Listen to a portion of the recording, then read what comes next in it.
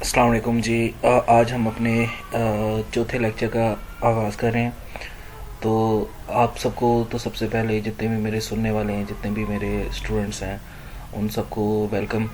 और सबसे पहले दोबारा हम एक ही बात पे फोकस करेंगे कि बच्चे ये जो कोविड की छुट्टियां हुई हुई हैं आपको, इनको इसमें अपना टाइम को वेस्ट मत करें। तो काइंडली अपने टाइम को यूटिलाइज़ करना सीखें। और ये जो छुट्टियां आपको हो गई हैं कोरोना की वजह से, इन छुट्टियों में अपना ज़्यादा से ज़्यादा टाइम स्टडी पे फोकस करें, ताकि आपको जब पेपर्स हों तो ज़्यादा परेशानी का सामना करना पड़े। आज हम अपने चौथे लेक्चर का आगाज़ करते हैं। आज हमने असल में आई कम पार्ट टू का बिजनेस मैथमेटिक्स का बिजनेस स्टैटिस्टिक्स का चैप्टर नंबर 4 करना है, जिसका नाम है इंडेक्स नंबर। और इस चैप्टर का नाम इंडेक्स नंबर है, और इस चैप्टर में हमने आम तौर पे ये पढ़ना है कि इंडेक्स नंबर का फ़ायदा क्या है, और अगर इंडेक्स नंबर का कोई फ़ायदा है तो ये रियल लाइफ में इंडेक्स नंबर कहाँ पे यूज़ हो रहा है, क्या इसकी ऐसी स्पेसिफिकेशन है जो हमारे रियल लाइफ पे इम्पेक्ट डाल रही होती है, लेकिन हमें उस चीज़ का पता नहीं होता। तो आज हम अपने चौथे लेक्चर का प्रॉपरली स्टार्ट आगाज़ करते हैं।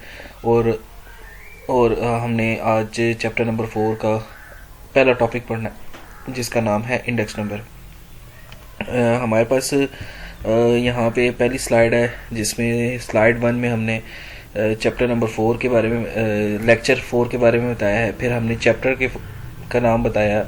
उसके बाद हमने टॉपिक, जो हमने पहला टॉपिक पढ़ना है, उसके बारे में मेंशन किया है। उसके बाद हम सेकंड स्लाइड पे जाते हैं। इस स्लाइड पे हमें जो पहली चीज़ नज़र आ रही है वो इंडेक्स नंबर आ रही है। सबसे पहले तो सवाल ये पैदा होता है, ये इंडेक्स नंबर होता क्या है। आमतौर पे एक ऐसी टेक्निक, क्योंकि हम थर्ड चैप्टर में एवरेज फाइंड आउट करने के 3 मेथड्स पढ़ चुके हैं। पहला मेथड था अर्थमेटिक मीन, दूसरा मेथड था मीडियन, तीसरा था मॉड। देखें, ये एवरेज की जितनी भी टाइप्स थी, ये क्या करती थी, डाटा के 2 हिस्सों में डिवाइड कर देती थी, आपको एक सेंट्रल वैल्यू प्रोवाइड करती थी। इंडेक्स नंबर भी एक ऐसा ही एवरेज की ही एक टाइप है, एक स्पेशल किस्म की टाइप है। लेकिन इस एक इंडेक्स नंबर को आमतौर पे आप इकोनॉमिक पैरामीटर के तौर पे भी कंसिडर करते हैं।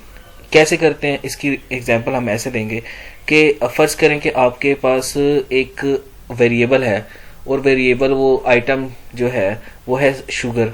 और हमें पता है कि आजकल शुगर की जो प्राइस है वो दिन ब दिन कभी ज़्यादा हो जाती है, कभी कम हो जाती है, मैक्सिमम उसमें इंक्रीमेंट ही रहता है। फ़र्ज़ करें कि अगर आप शुगर की प्राइस में ये देखना चाहते हैं कि पिछले 5 सालों में शुगर की जो प्राइस है उसमें कितना चेंज आया है, क्या 2007 में शुगर की जो प्राइस थी 2008 में भी क्या वही थी, या उसमें चेंज आया है। ऐसी चीज़ें जब आप एक ही चीज़ को किसी स्पेसिफिक टाइम इंटरवल के दौरान ये चेक करते हैं कि किसी चीज़ की कीमत किसी ख़ास टाइम के दौरान कितनी चेंज हुई है, उसमें कितना उसमें फ़र्क आया है, क्या वो फ़र्क पॉजिटिव में आया है, क्या वो नेगेटिव में है, ऐसी चीज़ को मेजर करने के लिए एक आप स्पेसिफिक टेक्निक यूज़ करते हैं एवरेज की। उस एवरेज की इस टेक्निक को कहते हैं इंडेक्स नंबर। तो यहाँ पे इंडेक्स नंबर की डेफिनेशन लिखी है, it is considered as economic barometer for measuring relative change in price as well as quantity of items according to time period. It describes the true picture of constant change in item according to demand for specific time period. इसमें इस slide पे वो यही बताना चाह रहा है कि सबसे पहले तो इंडेक्स नंबर को हम एक इकोनॉमिक पैरामीटर के तौर पे एक कंसिडर करते हैं।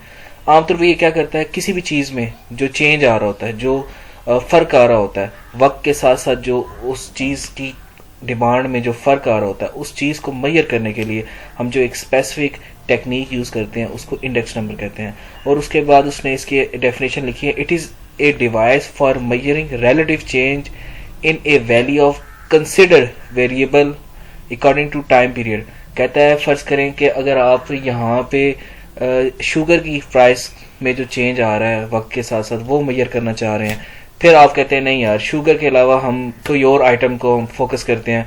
फ़र्ज़ करें कि हम कहते हैं गारमेंट्स की प्रोडक्शन ऑफ गारमेंट्स की प्रोडक्शन का पे क्या इम्पेक्ट पड़ा है कोविड की सूरत हाल पे, या आप मेजर करना चाह रहे हैं। तो ऐसी चीज़ों पे मतलब आपके पास जो कंसिडर वेरिएबल है जिस पे जो आप जिसके लिए स्टडी जिसको आप स्टडी करना चाह रहे हैं कि जिसमें चेंज आ रहा है, जैसे कि मैं फ़र्ज़ करें कि मैं चाहता हूँ कि शुगर की कीमत में पिछले 10 सालों में कितना इजाफा हुआ है, मैं इसको स्टडी करना चाहता हूँ। इसका मतलब है हमारा जो स्पेसिफिक जो हमारा पर्पज़ है वो किसको स्टडी करना है, शुगर की कीमत को।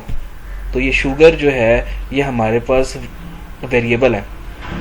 इसी तरह अगर मैं ये चेक करना चाहूँ कि चावल की कीमत पे कितना असर पड़ा है, ठीक है, पिछले 10 सालों में चावल की कीमत में कितना इजाफा हुआ है, तो अब हमारे पास जो हमारा फोकस करने वाला वेरिएबल है वो चावल है। तो इसी तरह इसकी मैंने एग्जांपल दी है, suppose to focus studying the change in price of sugar in year 2020 as compare to previous 4 year. ये मैंने एक एग्जांपल दिया जी। इस एग्जांपल में मैंने एक 4 साल का डाटा लिया है ये, और इसमें मैंने शुगर की कीमत के बारे में बताया। 2017 में जी फ़र्ज़ कर लें कि 2017 में चीनी की कीमत जो है केजी के हिसाब से 80 रुपये थी, 2018 में 92 रुपये होगी, 2019 में 90 रुपये होगी और 2020 में 105 रुपये हो गई है। अब ये देखें कि हर ईयर में जैसे कि 2017 में चीनी की कीमत 80 थी, लेकिन जैसे ही 18 आया तो 2018 में चीनी की कीमत 92 रुपये हो गई, यानी 12 रुपये का चेंज आ गया इसमें। फिर 19 में आए हैं तो उसमें 2 रुपये की कमी हुई है। तो ये इस तरह किसी भी चीज़ को टाइम के हिसाब से अरेंज कर लेना, और इस तरह अरेंज करने से डाटे को टाइम के हिसाब से अरेंज करने में से फ़ायदा ये होता है कि आप कंपैरिजन कर सकते हैं। आप कह सकते हैं 2017 में चीनी की कीमत कम थी, 2018 में ज़्यादा हो गई है, फिर 2019 में थोड़ी कम हुई है और 2020 में तो बहुत ज़्यादा हो गई है। देखिए इस तरह इंडेक्स नंबर की मदद से किसी भी चीज़ में जो वेरिएशन आ रही होती हैं उसको कंपैरिजन करना उसका आसान हो जाता है, उसको स्टडी करना आसान हो जाता है। फिर इसके बाद इसके इम्पोर्टेंस है कि इंडेक्स नंबर की क्या इम्पोर्टेंस है। इंडेक्स नंबर की बहुत ज़्यादा इम्पोर्टेंस है। सबसे पहला इसका जो सबसे बड़ा फ़ायदा है वो है कंपैरिजन, ईजीली पॉसिबल। आप डिफरेंट चीज़ों के दरमियान आसानी से कंपैरिजन कर सकते हैं। आप डाटे को देख के ये बता सकते हैं कि 2015 में अगर चीनी की कीमत 80 थी और 2020 में अगर 150 रुपये है, तो आप कह सकते हैं कि 2020 जो है तक जाते जाते उसकी कीमत बहुत ज़्यादा इंक्रीज़ हो गई है। उसके बाद दूसरा इसका ये है कि easily understand the relative change in item. और दूसरा इसका जो सबसे बड़ा फ़ायदा ये है वो ये आप देख सकते हैं कि एक चीज़ में इसकी कीमत में कितना इजाफा हो रहा है। और हम फ़र्ज़ करें कि चीनी की अगर कीमत में इजाफा हो रहा है तो हम जितने भी हमारे फार्मर्स हैं उनको अगर हम सब्सिडी दें खादों में ताकि वो ज़्यादा से ज़्यादा चीनी प्रोड्यूस करें, ज़्यादा से ज़्यादा गन्ना प्रोड्यूस करें, तो इस तरह चीनी की कीमत जो है वो कम हो सकती है। और उसके बाद एक और काम भी हो सकता है कि हम चीनी की बजाय हम गुड़ वगैरह के यूज़ पे भी फोकस करें ताकि उसकी प्राइस जो है वो थोड़ी कम हो जाए। और तीसरा इसका जो फ़ायदा है कि आप किसी भी चीज़ की जिसकी कीमत बहुत ज़्यादा बढ़ रही होती है, किसी भी चीज़ की कीमत कब बहुत ज़्यादा बढ़ती है, जब उसको ख़रीदने वाले या उसकी डिमांड बहुत ज़्यादा हो जाती है। अगर डिमांड बहुत ज़्यादा हो जाती है तो उस चीज़ की कीमत क्या कहते हैं डेफिनेटली इंक्रीज़ होती है जब उसकी सप्लाई बहुत कम हो जाती है।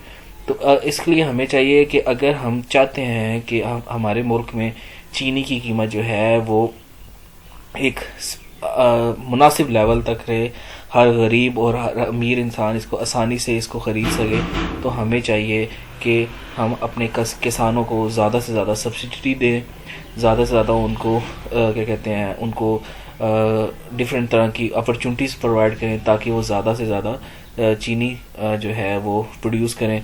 और दूसरा ये कि जो चीनी हम पाकिस्तान में बनाते हैं, जो प्रोड्यूस करते हैं, बजाय उसको बाहर पहले भेजें, पहले अपने मुल्क में उसको यूज़ करना चाहिए ताकि वो जो चीनी की कीमत बहुत ज़्यादा इंक्रीज़ हो जाती है हमारी की अपनी चीज़ को बाहर बेच देने की वजह से, उसमें भी कमी आ सके।